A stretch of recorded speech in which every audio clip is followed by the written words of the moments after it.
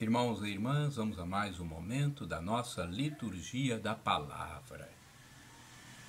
Momento de fé, de introspecção, de meditação. Vamos deixar Deus nos falar, Deus penetrar em nosso ser. Liturgia de 13 de agosto de 2020, quinta-feira, 19ª semana do tempo comum. A cor dos paramentos litúrgicos é verde e no rito da celebração temos o ofício do dia. Antífona da entrada. Considerai, Senhor, vossa aliança e não abandoneis para sempre o vosso povo. Lembrai-vos, Senhor, defendei vossa causa e não desprezeis o clamor de quem vos busca. Salmo 73, versículos 20, 19 e 22. Oração do dia. Deus eterno e todo-poderoso, El Shaddai, a quem ousamos chamar de Pai, dai-nos cada vez mais um coração de filhos, para alcançarmos um dia a herança prometida por nosso Senhor Jesus Cristo, vosso Filho, na unidade do Espírito Santo. Assim seja. Primeira leitura da profecia de Ezequiel, capítulo 12, versículos do 1 ao 12. A palavra do Senhor foi-me dirigida nestes termos: Filho do homem, estás morando no meio de um povo rebelde. Eles têm olhos para ver e não veem, ouvidos para ouvir e não ouvem, pois são um povo rebelde. Quanto a ti, filho do homem, prepara para ti uma bagagem de exilado. Em pleno dia, à vista deles, emigrarás do lugar onde estás, à vista deles, para outro lugar. Talvez percebam que são um povo rebelde.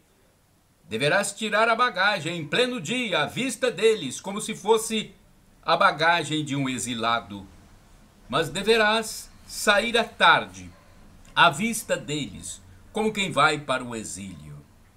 À vista deles, deverás cavar para ti um buraco no muro pelo qual sairás.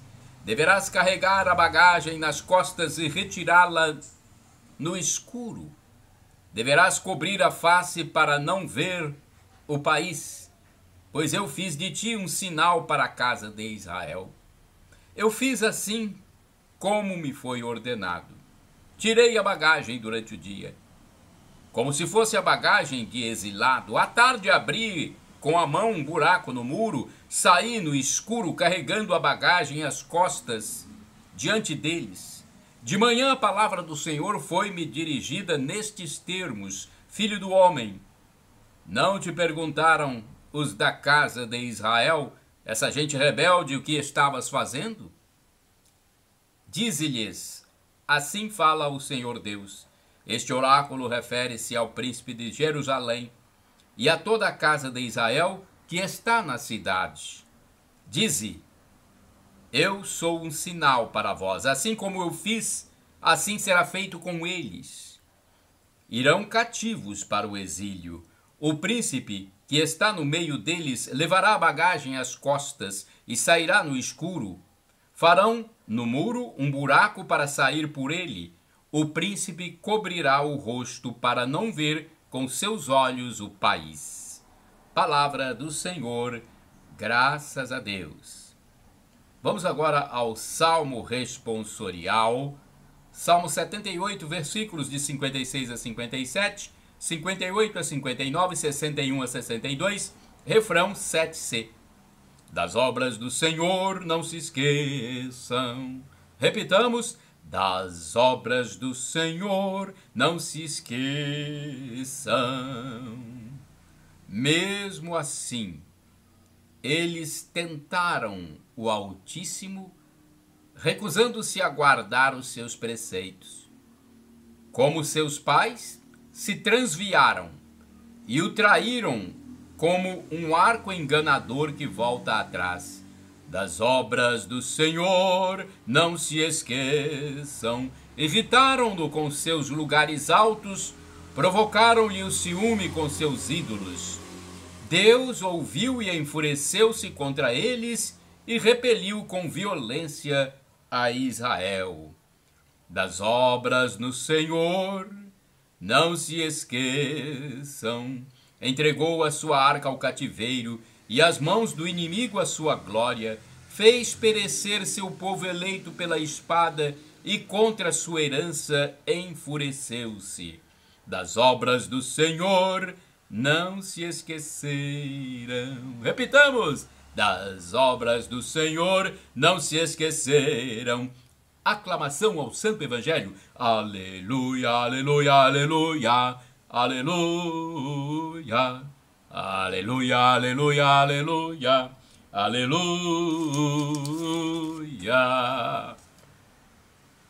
Fazei brilhar vosso semblante ao vosso servo, e ensinai-me vossas leis e mandamentos. Salmo 118, versículo 135. Aleluia, aleluia, aleluia, aleluia, aleluia, aleluia, aleluia, aleluia. Evangelho de Jesus Cristo segundo São Mateus, capítulo 18, versículos de 21 a 19 e o capítulo ou versículo 1. O Senhor esteja convosco, Ele está no meio de nós. Proclamação do Evangelho de Jesus Cristo, segundo São Mateus. Glória a vós, Senhor. Pelo sinal da Santa Cruz, livra-nos Deus nosso Senhor dos nossos inimigos. Naquele tempo, Pedro aproximou-se de Jesus e perguntou: Senhor, quantas vezes devo perdoar se meu irmão pecar contra mim? Até 7 vezes? Jesus respondeu: não digo até 7 vezes, mas até 70 vezes 7. Porque o reino de Deus é como um rei que resolveu acertar as contas com seus empregados. Quando começou o acerto, trouxeram-lhe um que lhe devia uma enorme fortuna. Como o empregado não tivesse com o que pagar, o patrão mandou que fosse vendido como escravo, junto com a mulher e os filhos e tudo o que possuía, para que pagasse a dívida. O empregado, porém, caiu aos pés do patrão e, prostrado, suplicava: dá-me um prazo, e eu pagarei tudo. Diante disso, o patrão teve compaixão, soltou o empregado e perdoou-lhe a dívida. Ao sair dali, aquele empregado encontrou um de seus companheiros que lhe devia apenas 100 moedas. Ele o agarrou e começou a sufocá-lo, dizendo: paga o que me deves. O companheiro, caindo aos seus pés, suplicava: dá-me um prazo e eu te pagarei. Mas o empregado não quis saber disso, saiu e mandou jogá-lo na prisão até que pagasse o que devia. Vendo o que havia acontecido, os outros empregados ficaram muito tristes. Procuraram o patrão e lhe contaram tudo. Então o patrão mandou chamá-lo e lhe disse: servo perverso, eu te perdoei toda a tua dívida porque tu me suplicaste. Não devias tu também ter compaixão do teu companheiro, como eu tive compaixão de ti? O patrão indignou-se e mandou entregar aquele empregado aos torturadores até que pagasse toda a sua dívida. É assim que o meu Pai, que está nos céus, fará convosco, se cada um não perdoar de coração ao seu irmão. Ao terminar estes discursos, Jesus deixou a Galileia e veio para o território da Judéia, além do Jordão. Palavra da salvação, glória a vós, Senhor. Palavra da salvação, glória a vós, Senhor. Palavra da salvação, glória a vós, Senhor. Liturgia comentada de Antônio Carlos Santini, liderança da comunidade católica Nova Aliança. E-mail santini@novaalianca.com.br. Não tinha com que pagar. Mateus 18, versículos de 21 a 19. E o primeiro. Entre outros ensinamentos, esta parábola de Jesus traça uma síntese de nossa situação diante de Deus, com uma clara alusão à futura passagem de nosso juízo particular logo após a morte. Nosso balanço estará no vermelho. Somos devedores em situação de insolvência. Em seu comentário sobre Mateus, o Evangelho do Reino, Herbert Rausch observa: mesmo fazendo o inventário daquilo que o homem possui de mais precioso e reunindo todos os valores que representam sua pessoa e seus bens, o servidor bem sabe que não poderá satisfazer as exigências de seu patrão, a despeito de suas próprias promessas. A decisão do rei é motivada não pelo crédito que ele concede a seu devedor, mas unicamente pelo fato de que ele é movido de compaixão. O devedor insolvente deve sua liberdade exclusivamente a um decreto de pura graça. Deixou-o ir e perdoou-lhe a dívida. Certos grupos religiosos ou correntes espirituais acreditam piamente que devem seguir determinadas leis morais e fugir dos erros conscientes para acumular méritos diante do Criador, de tal modo que, de posse desse capital, possam, ao fim da vida, apresentar-se ao tribunal divino com valores a receber. O céu, ou o nirvana, seria, pois, simples conquista humana. Eles mereceram o céu. Lê do engano. Esta passagem para Deus, podem chamá-la de salvação, custou o sangue de Jesus Cristo, Filho de Deus. Como assevera o apóstolo, por alto preço fostes comprados. Já disse São Paulo na primeira carta aos Coríntios, capítulo 6, versículo 20. Não será o nosso esforço ou nosso sangue que pagará uma dívida que, aliás, já foi paga, infinitamente superior aos nossos recursos humanos. Nossa esperança consiste apenas na possibilidade bem real, diz a nossa fé, de ocorrer um movimento nas entranhas de misericórdia de nosso Deus, que se deixa mover de compaixão. De volta à parábola, fica bem claro que há servidores tão indignos, a ponto de negarem ao irmão mais próximo a mesma misericórdia que esperam encontrar no divino juiz. Ora, a simples expectativa de ter a própria vida perdoada, a própria dívida perdoada, vamos repetir, a simples expectativa de ter a própria dívida perdoada deve ser suficiente para me decidir a perdoar desde já qualquer dívida que meus irmãos ainda tenham comigo. Qualquer outra decisão seria loucura. Irmãos e irmãs, orai sem cessar. É eterna a misericórdia do Senhor. Salmo 103, versículo 17. Agora vamos ao santo do dia. Olha, eu quero dizer antes do relato sobre o santo do dia, que vocês podem utilizar este vídeo à vontade. Ele está postado no meu blog, repórterpaulomaciel.blogspot.com, no facebook.com/Paulo Maciel da Rádio, no canal do YouTube, Paulo Roberto Maciel, e também no Instagram, eventualmente, Paulo Roberto Maciel 6 barra. Podem utilizar à vontade, porque livremente, porque foi Jesus quem mandou. Ele disse: ide pelo mundo e evangelizai, o que de graça recebestes, deem também de graça. Então é assim que devemos proceder. 13 de agosto é dia de São Ponciano e Santo Hipólito. O texto é do padre Evaldo César de Souza, missionário redentorista, que escreve para o site a12.com. O imperador Severo aceitou a diversidade religiosa no império. Entretanto, na própria igreja surgiram divisões. Ponciano e Hipólito viveram em Roma no século III. Estes dois homens foram envolvidos por um cisma na igreja. Ambos se consideravam papas. São Hipólito foi um dos escritores mais destacados da igreja de Roma nos primeiros séculos. Presbítero da igreja de Roma, entrou em conflito com o Papa Calixto, dizendo que o novo Papa não considerava a legislação sobre o casamento e a penitência e estava abandonando a tradição apostólica. Descontente com o comando da igreja, proclamou-se Papa ao lado de Ponciano, sucessor imediato de Calixto.